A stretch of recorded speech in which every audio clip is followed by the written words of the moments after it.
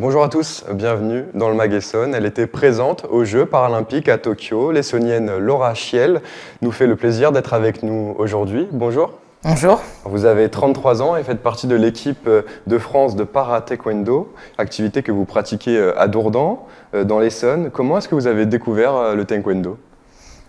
J'ai découvert au collège. J'ai été très bagarreuse et du coup, histoire de me canaliser, mon papa m'a dit tu veux te battre, on va faire un sport de combat. Et j'ai rencontré le taekwondo, je suis tombée amoureuse et j'ai jamais quitté.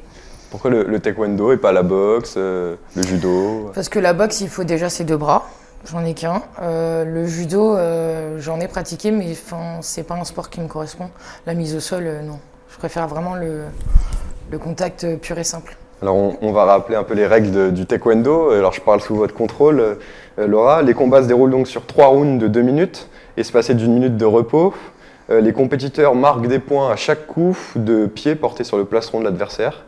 3 possibilités pour être déclaré vainqueur: avoir 20 points de plus que son adversaire, marquer 40 points ou mener à la fin des 3 rounds. C'est ça ? Exactement.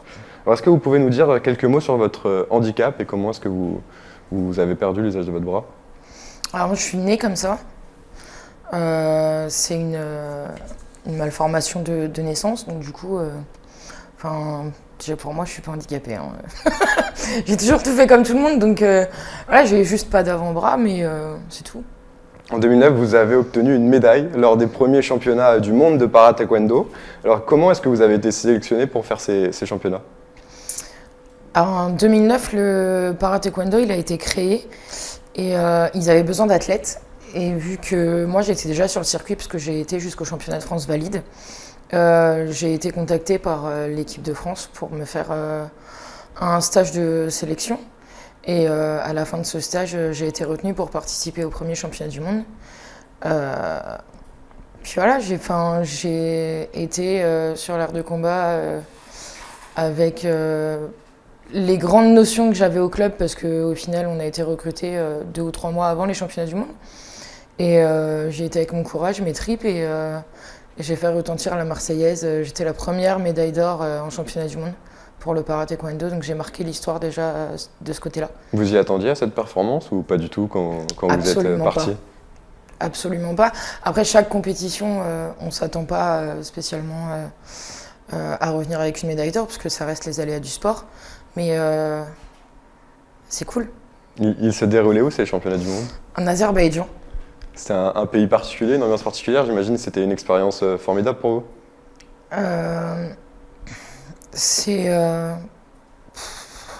Je peux même pas décrire. En vérité, moi, dans ma catégorie, il y avait une Turque. Et dans les gradins, on entendait à longueur du combat « Turquia ». Un peu frustré de pas avoir de public. Mais quand la Marseillaise, elle sonne, il n'y a pas meilleur moment dans la vie d'un athlète. Et depuis, vous n'avez jamais lâché les compétitions. Qu'est-ce que vous aimez dans ce sport ? Qu'est-ce qui vous fait vibrer particulièrement ? Le fait de se surpasser, parce que le niveau, il a augmenté. En 2009, pour vous donner une idée, on était 50 athlètes au championnat du monde. Sur les derniers qui ont eu lieu, on était 350. Donc le niveau a augmenté. J'ai vu les filles arriver, grandir, je me suis vue vieillir, arriver avec des blessures et en fait, même si on est des adversaires sur le tapis, dans la vie, on a créé des liens et on est pour certains des amis. Vous êtes en relation avec d'autres athlètes ? Oui. Il y a une forte communion entre les différents concurrents ? Sur les premiers athlètes de 2009, on n'était vraiment pas nombreux, donc on est vraiment une équipe soudée. On était encore là sur les premiers Jeux paralympiques, on était toujours là. Donc on a vu le para-taekwondo grandir. Alors là, à Tokyo, c'était les premiers Jeux paralympiques pour votre discipline. Est-ce qu'il y a une différence entre des Jeux olympiques et des championnats du monde ? Vous qui avez fait les deux. Alors l'aspect un peu plus médiatique. Au championnat du monde, quand on sort de l'aire de combat, on n'a pas de médias qui sont là tout de suite pour nous interviewer. Le stress, c'est autant qu'un championnat du monde, mais c'est vraiment l'aspect médiatique où c'est les jeux, il faut faire attention à ce qu'on dit sur les réseaux, à ce qu'on fait.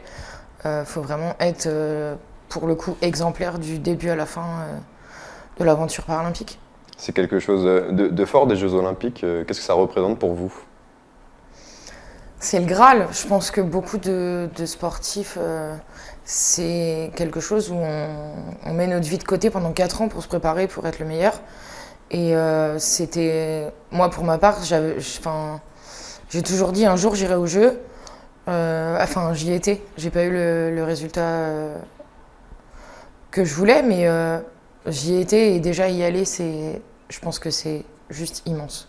Alors sur la préparation, vous êtes entraîné où au sein de votre club de Dourdan ? Je m'entraîne à l'INSEP pour la préparation pour les Jeux, pour les grosses compétitions. Du coup, je me suis entraînée sur l'INSEP en particulier. Comment ça se passe une préparation ? Quelles sont les différentes périodes ? Est-ce qu'il y a plusieurs programmations qui changent au fil du temps ? C'est de la prépa physique, c'est beaucoup de prépa physique en début de préparation. Et après, ça va être de ce qu'on appelle, chez nous, de l'affûtage. C'est tout ce qu'on connaît déjà de notre carrière. On fait les dernières mises au point pour pouvoir que ce soit le plus simple possible. Alors vous n'êtes malheureusement pas parvenu à décrocher une médaille, mais qu'est-ce qui vous a manqué selon vous pour en obtenir une ? Ça a été un peu particulier parce que je me suis cassé la main au mois d'avril. Donc j'ai subi 2 grosses interventions. Une en avril pour me poser des broches et une au 15 juin pour les retirer. Donc j'ai manqué de préparation et j'ai eu très très peur que ma main recasse. Et la peur m'a totalement paralysée, mais après c'est pas grave. Comment était l'ambiance à Tokyo ? Il y a eu on sait, des conditions sanitaires très strictes pour ces Jeux. Cela n'a pas gâché un petit peu votre expérience ? Le plus dur, c'est de ne pas avoir de public. Combattre avec aucun bruit, c'est terriblement frustrant. Même si nous, on est habitués à ne pas avoir de public, parce que les 3/4 du temps, on est 4 Français dans le gymnase. Mais là, pour le coup, de ne pas entendre Turquia, ça manque un peu. Mais non, c'est vraiment le fait de ne pas avoir de public. Et que les autres athlètes ne puissent pas venir nous voir, ça aurait peut-être changé la donne aussi.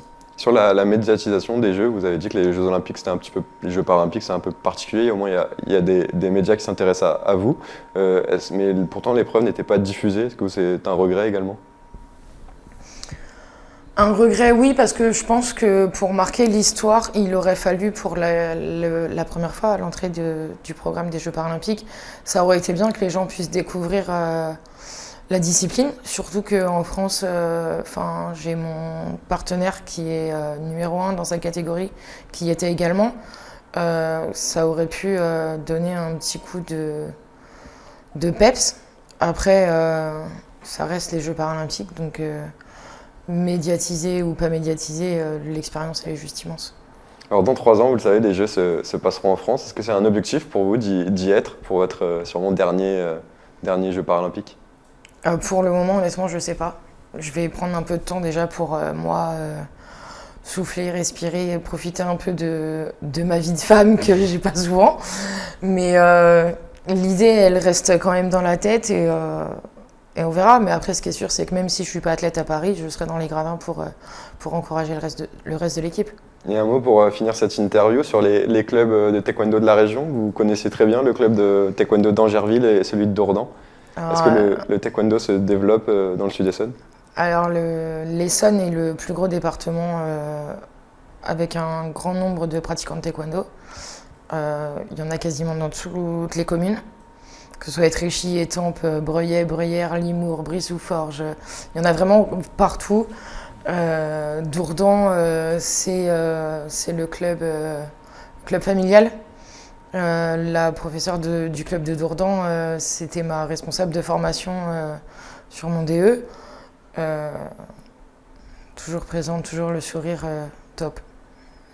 Merci beaucoup, Laura Chiel, d'avoir été avec nous et félicitations encore pour votre participation aux Jeux Paralympiques à Tokyo. Je rappelle que vous êtes membre de l'équipe de France de para-taekwondo.